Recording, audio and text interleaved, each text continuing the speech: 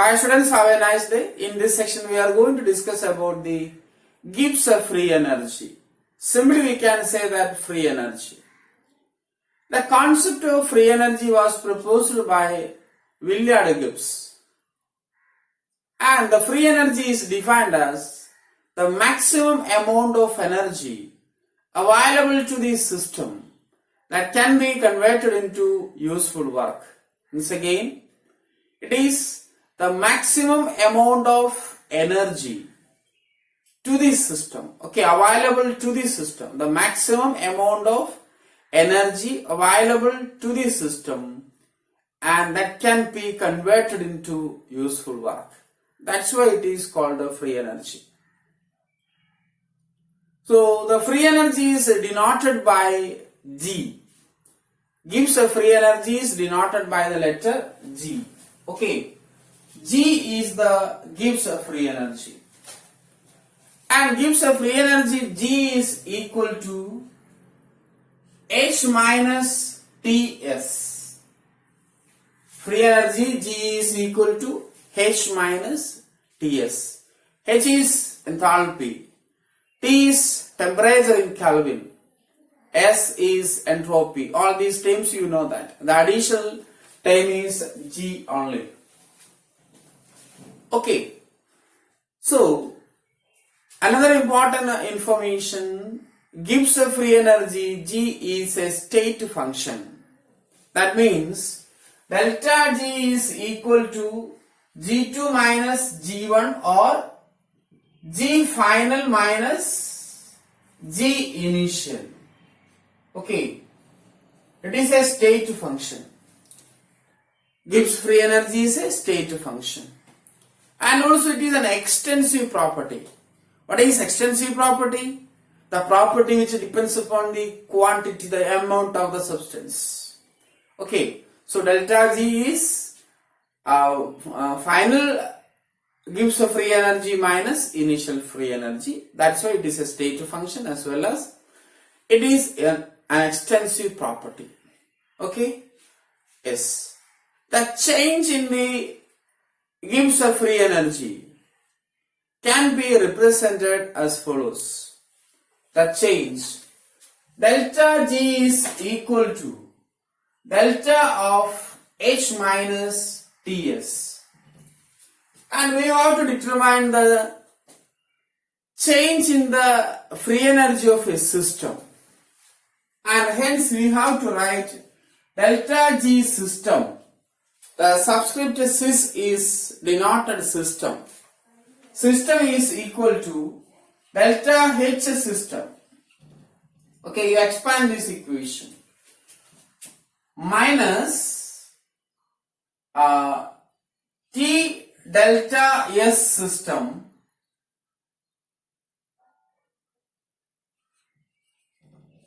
minus is common plus delta T S system. We just expand the equation. Delta H of the system, delta is bring here, so minus is common. First T delta S, second delta T S of the system. At a constant temperature and pressure, at a constant pressure and temperature, pressure and T. If the temperature is constant, you know that delta T is equal to 0. If the temperature is constant, delta T is equal to 0. So the above equation becomes delta G system is equal to delta H system. This term becomes 0. This term becomes 0 because delta T is equal to 0. Then minus T delta S system. This is the important equation. And usually we drop the subscript system.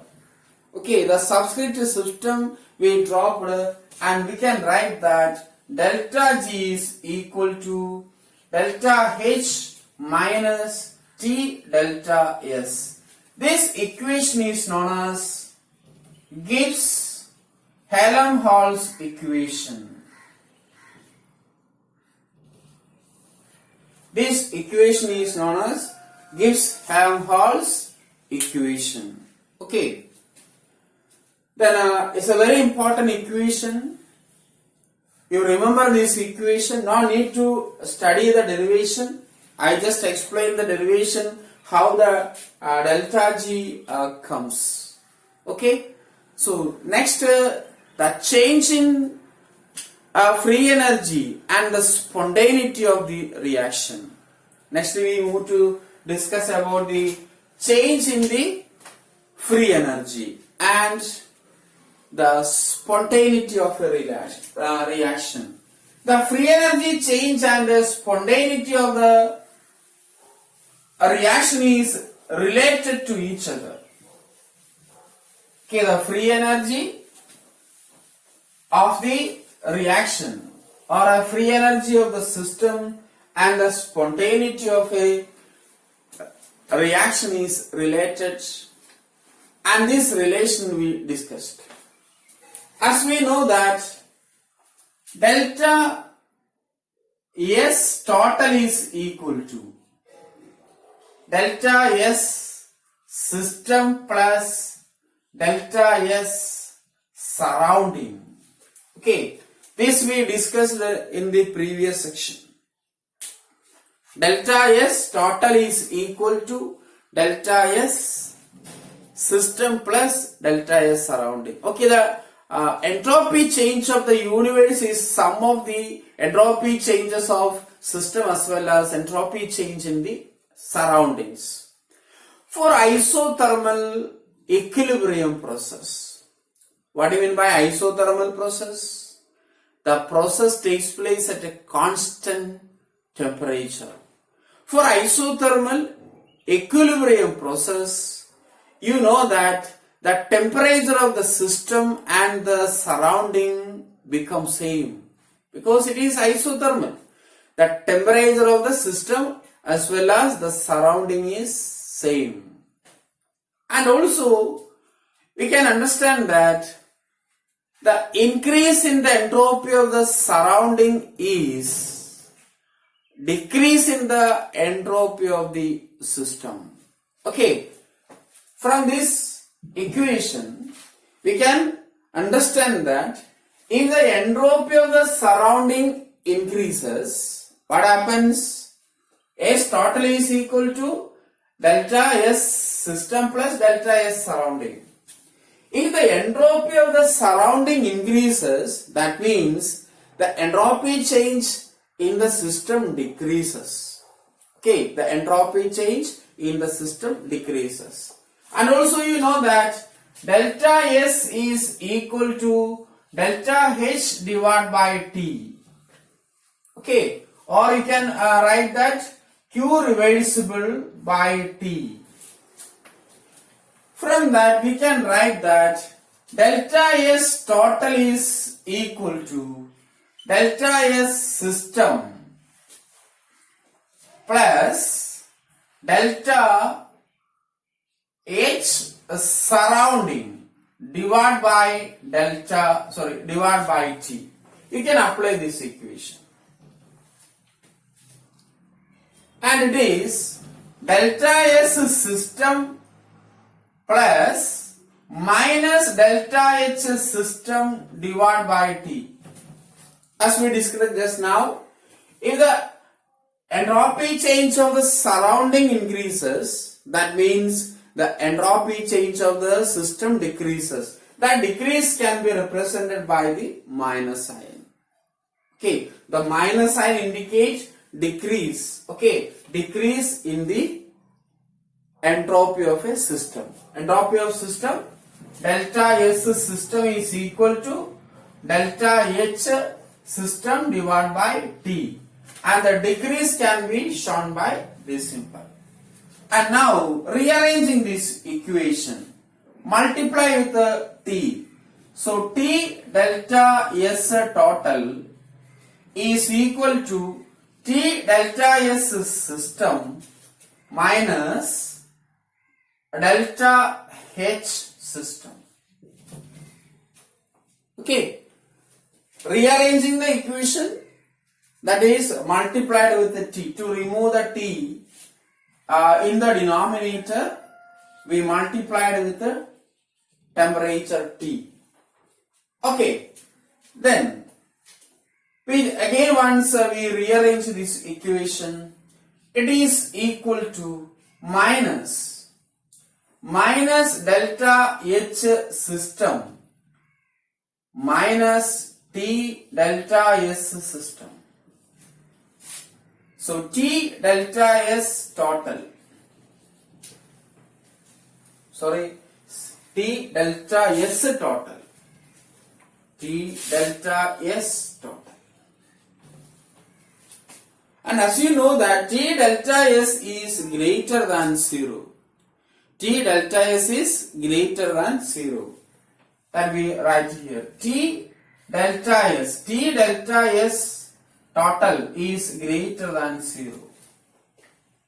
From this equation, okay, one more equation already you studied, delta G is equal to delta H minus T delta S. We just change the sign of the T delta S, or we can apply delta H system minus T delta S system is delta G. So T delta S system is equal to minus delta G.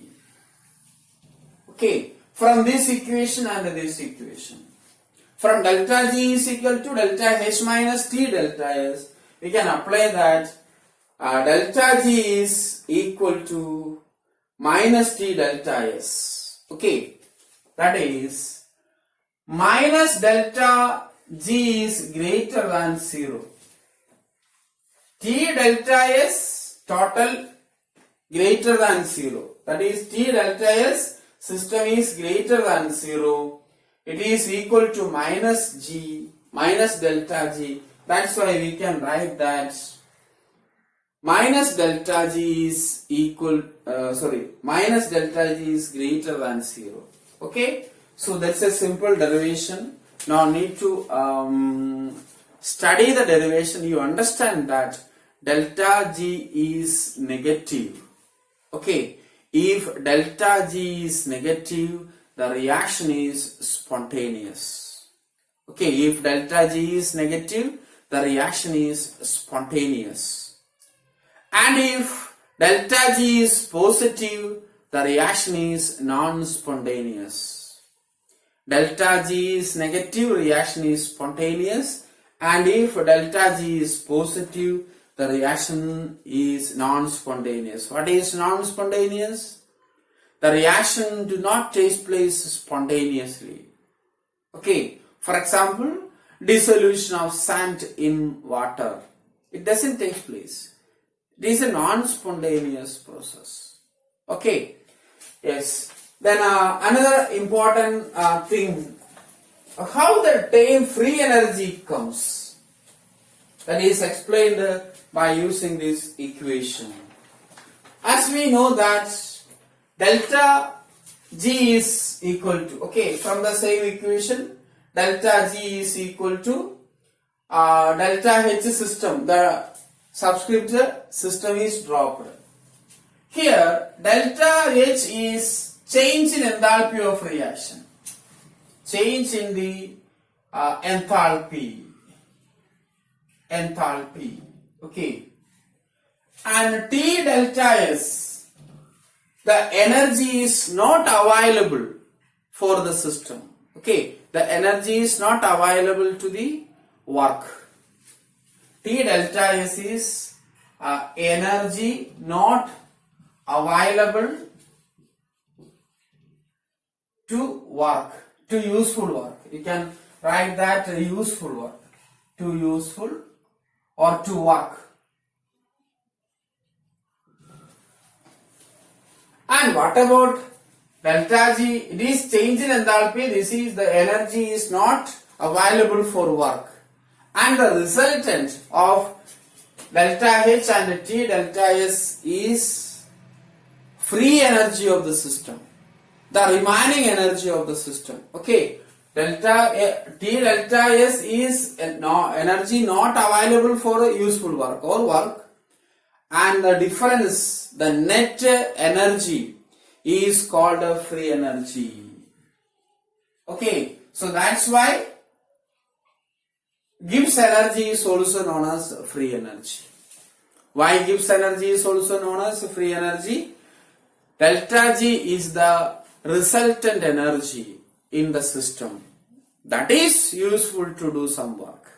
That energy is available to do some work, and hence it is called a free energy. Okay, are you clear? Once again, if delta G, change in free energy, is negative, the reaction, the process is spontaneous, and if delta G, change in free energy, is positive, the process is non-spontaneous. Yes, next we discuss the condition for spontaneity. Conditions for spontaneity. Okay, as we know that delta G is equal to delta H minus T delta S. You keep this equation in your mind. Okay, delta G system is equal to delta H system minus T delta S. The subscript system we dropped. And first one, the first condition, if delta H is positive, okay, first we take the exothermic reaction. If delta H is negative, delta H is negative means exothermic reaction, and delta S is positive, entropy change is positive, entropy of the system increases. Look at this equation. If delta H is negative, delta S is positive, definitely delta G is negative. Okay, delta G is negative, and the process always spontaneous. The process always spontaneous. Why? Delta G is always negative. When delta H is negative and delta S is positive, the delta G is always negative and the process is always spontaneous. Okay, then next, a delta H is negative. Now change in the delta H value. Then delta S is negative. Delta S is negative. Then this reaction, delta H is negative, delta S is positive, negative, the negative into negative positive. And the reaction is spontaneous if delta G is negative. And this reaction, when the delta G is equal to minus or negative, only if, or you can write that delta G is negative, delta G is equal to negative when delta H value is greater than T delta S. Okay, delta H value greater than T delta S. And the reaction is spontaneous. The reaction is spontaneous at low temperatures. Why? This term becomes smaller. T delta S becomes smaller at only low temperature.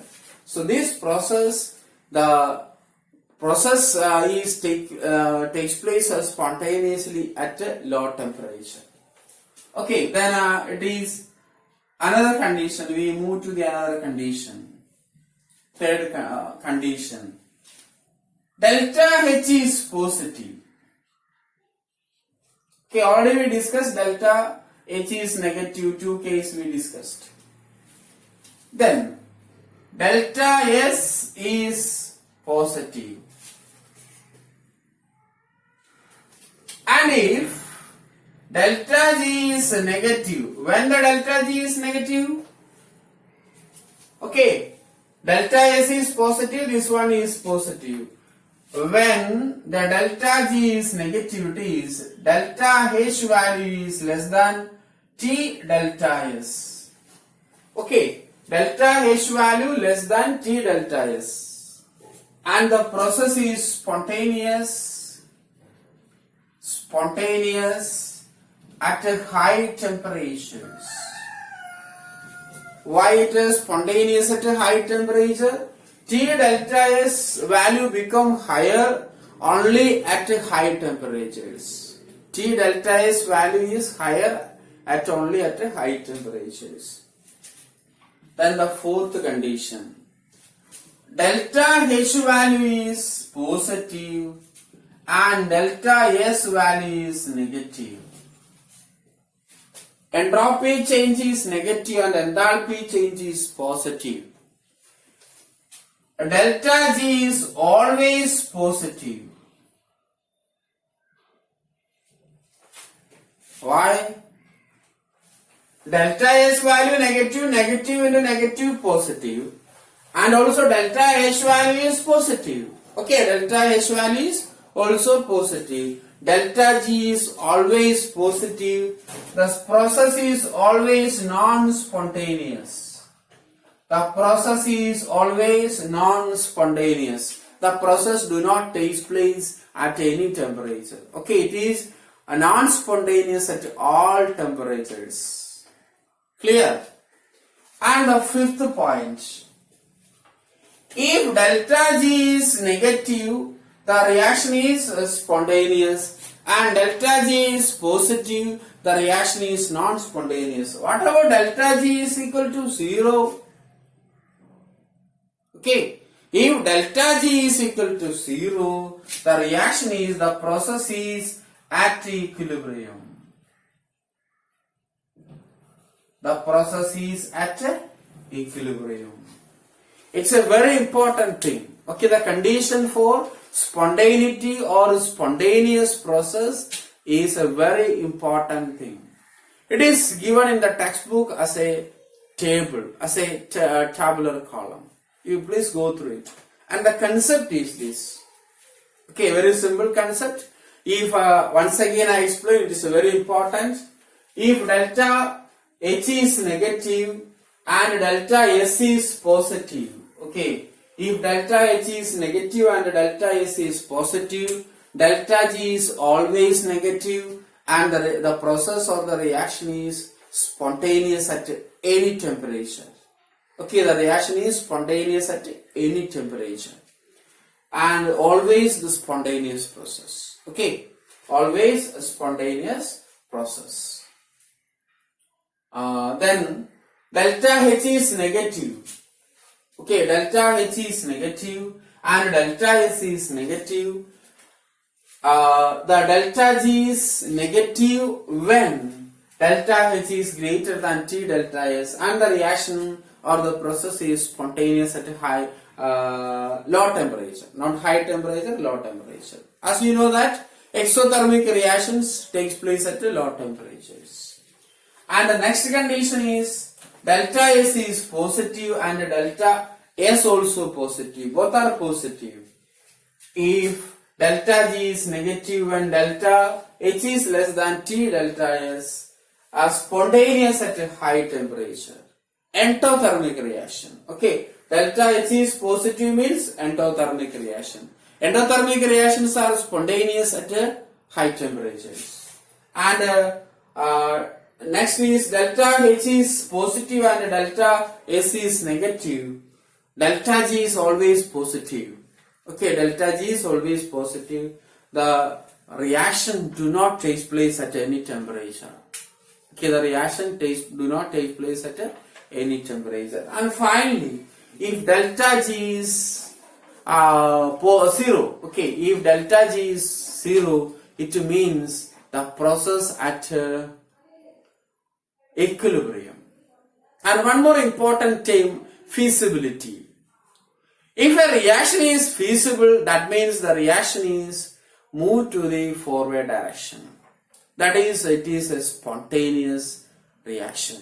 Okay, a reaction is feasible, its delta G must be negative. Okay, if the reaction is feasible, its delta G must be negative. And the last topic in this chapter, the relationship between free energy change and equilibrium constant. Okay, the relation between the free energy change and equilibrium constant. What is equilibrium reaction? In the case of reversible reaction in thermodynamics, it means the system and the surrounding are in equilibrium. Okay, the system and the surrounding are in equilibrium. That means the process is theoretical. The reversible process is theoretical.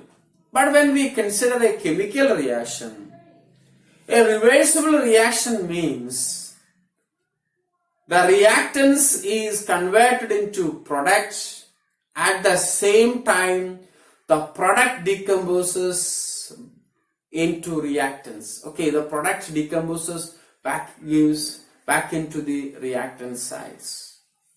In the next chapter we will discuss more about the equilibrium process and equilibrium reaction. Okay, next chapter is equilibrium. So here we consider a reaction A plus, okay, delta G naught or delta G and equilibrium constant. Equilibrium constant. Equilibrium constant is represented by capital K. What is delta G naught? Standard free energy. What is the standard free energy? The energy change, the free energy change at standard conditions, that is 298 Kelvin and 1 barometer pressure, as same as standard enthalpy change and standard entropy change.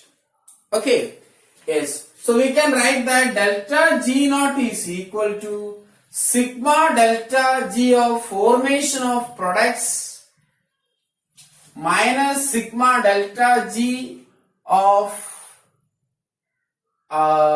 formation of reactants. All the reactants and products are in standard state. Okay, when we consider the standard free energy, all the reactants and products are in the standard state or being in the standard state. So this is delta G naught. Okay, then for a reaction A plus B gives C plus D, and the C and D combines to A plus B. That is reversible reaction. At equilibrium, the rate of the forward reaction becomes equal to rate of the backward reaction. At equilibrium, the rate of the forward reaction becomes equal to rate of the backward reaction. That's very important. Then delta Rg is equal to, for this reaction, delta Rg is equal to 0. Why? Why? For a reaction at equilibrium, the free energy change for that reaction is 0. And also, the free energy change and equilibrium constant is relates. Delta Rg is equal to delta Rg naught plus Rt natural logarithm of equilibrium constant. Okay, delta Rg is equal to delta Rg naught, the standard free energy of that reaction. It is determined by using this equation.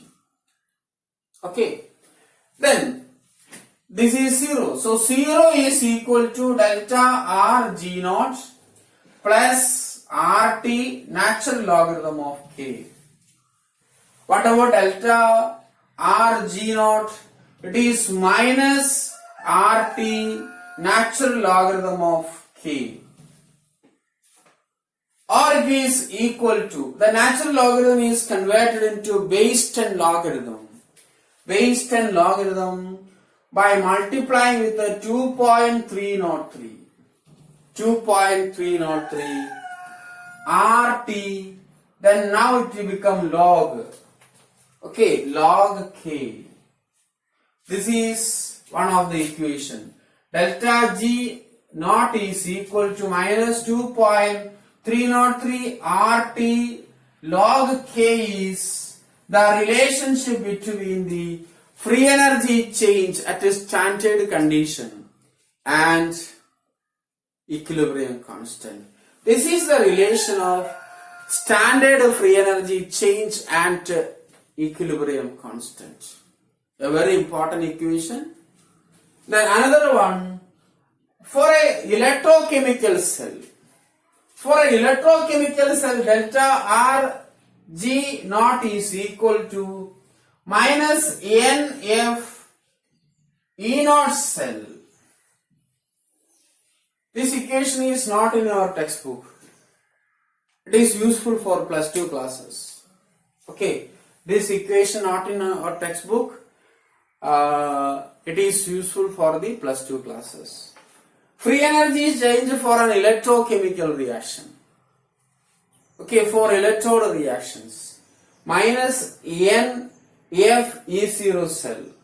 N is number of electrons which participate in the electrochemical reactions. F is Faraday's constant. Okay, 96,500 coulombs. 96,500 coulombs. And E naught cell. E naught cell is determined by E0 of cathode minus E naught of the anode. Okay, E naught of cathode minus E naught of anode. You will learn these things in the plus 2 classes. Okay, so it is useful for plus 2 classes. A very important thing. So that's about the free energy change. The thermodynamic chapter is completed, successfully finished. Any doubt you can ask. So some problems of homework I will give. Also I will explain the homework in the next class. Okay. So in the next section we will start a new chapter, equilibrium. Thank you.